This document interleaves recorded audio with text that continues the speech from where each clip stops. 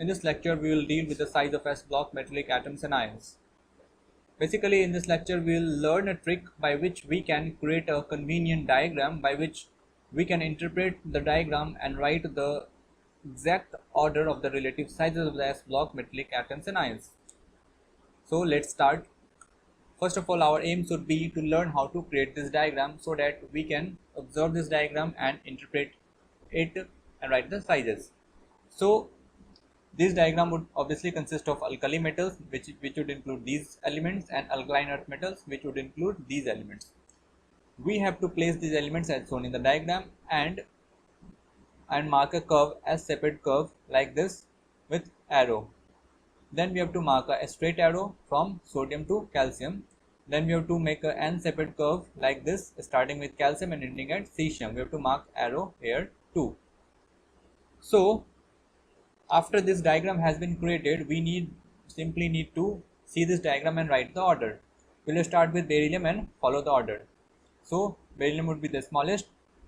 Beryllium, lithium, magnesium, sodium, calcium, strontium, barium, potassium, rubidium, cesium. Their order has been written here. You can see how conveniently we are able to retrieve the exact order without rigorously memorizing a particular order. Now we are done with the s-block metallic atoms. Let us move into the s-block metallic ions. So we know that the alkali metals yield monovalent cations and alkaline earth metals yield divalent cations, and aluminum yields trivalent cations. So we have placed these as shown in the diagram, and we have placed the arrow as well. With a couple of practice, you can conveniently recall how to place the arrows. Okay, you need not to rigorously memorize these things. So after this diagram has been created, you can interpret the relative sizes according to the question. So let us do a question by which we can clarify the concept we learned just now, the trick basically.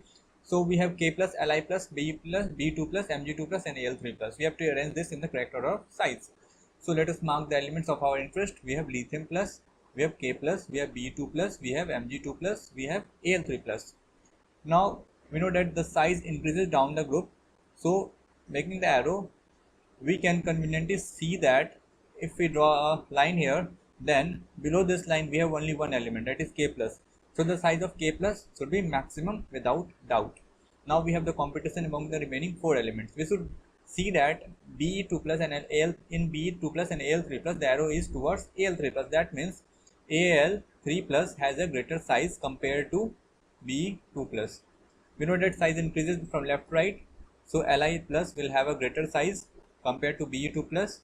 We know that size increases top to bottom. So Mg2 plus would have a greater size compared to Be2 plus.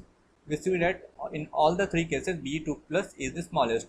Therefore Be2 plus should be the smallest cation here. Now the competition, now we are done with Be2 plus and K plus. Now the competition remains among Li plus, Mg2 plus and Al3 plus. We know that the size increases from left to right.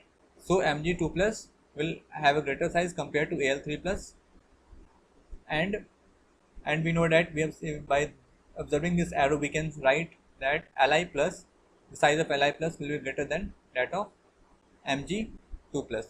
So here we are, we can conveniently write the size order. We have K plus followed by Li plus followed by Mg2 plus followed by Al3 plus, and we get the order without memorizing any difficult thing. Okay, we just need to memorize these two diagrams and we can retrieve whenever we require in particular question. So let us conclude this lecture at this point. I hope you learned how to remember the trick and how to apply it in a particular question. So in next lecture we will deal with polarization.